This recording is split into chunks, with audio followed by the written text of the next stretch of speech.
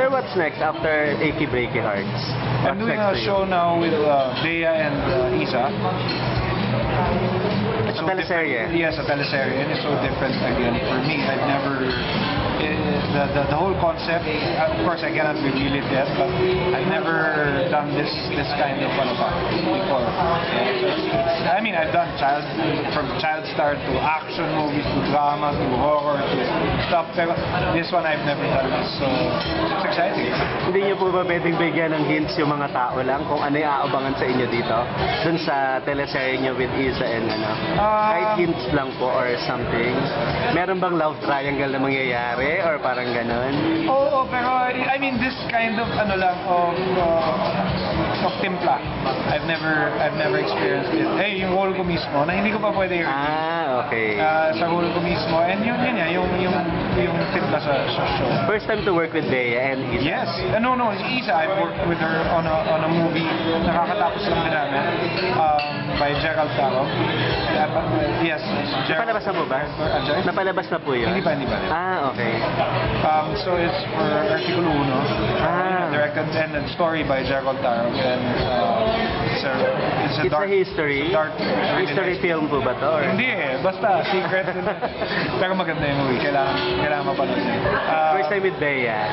First time with Bea. I've always wanted to work with her kasi yun na, parang magaang siyang kasama and ang galing niya, very professional. And yun, first time I met her was during a story conference for the project, and I was right. She's so easy to talk to and she's very lovable. Napapanood niyo po ba siya dun sa mga ibang mga eksena niya sa ibang film? Yes. How is she po sa inyo? She's really good. As an actress, obviously. And yun nga, pero gusto ko siya makasama sa trabaho. And yun nga, parang wala siyang ere, walang attitude, walang sobrang down to earth, and parang approachable, and yun nga. And so I'm excited to be working with her. Sir, balik po natin yung story nung kay Jody during that time sa Sing Sing, no?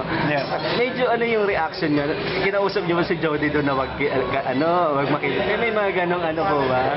Sabi wala. Natatawa. How do you prepare doon sa eksena na yun? Ako, natatawa lang ako pero siya talagang sobrang kabado.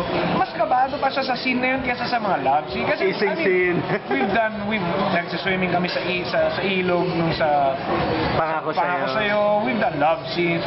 She's the type na, sige na, ano ka ba? Ito, naka-tube na nga lang. Tanggal ka na ng shirt mo. Ganyan siya Ako yung mas naiilang pa. Pero this time, nakabawi ako. So, this time, siya yung ilang na ilang. Sabi ko sa kanya, ano bang problema mo? Sabi ko, it's just first your time. fingers. Sabi niya, saan niya yung ko? Hindi ko saan niya. Basta kinakabahan. Baka may kiliti siya doon? Parang ganon? Parang ganun siguro. Basta sabi niya kinakabahan siya. So, Pero paano niyo po siya kinonsol? Na parang tinulungan doon? kinulit ko lang siya, pinagtatawanan ko lang siya. Sabi ko, bahala ka. Sabi ko, Osaka, I'm gonna do my own thing. Sabi niya, ano ka ba? Ganyan. Sabi ko, sorry, ito yung eksena. Tapos, saka consistent naman kasi yung reaction niya. It's her natural reaction. Hindi naman niya, sa movie, yung scene naman, hindi naman yung tipong na-enjoy na dapat. Hindi naman ganun So, yung natural na reaction niya, yun ang inuna namin. Kasi nga, it's consistent with the reaction of her character. Congratulations, sir. Thank you very much.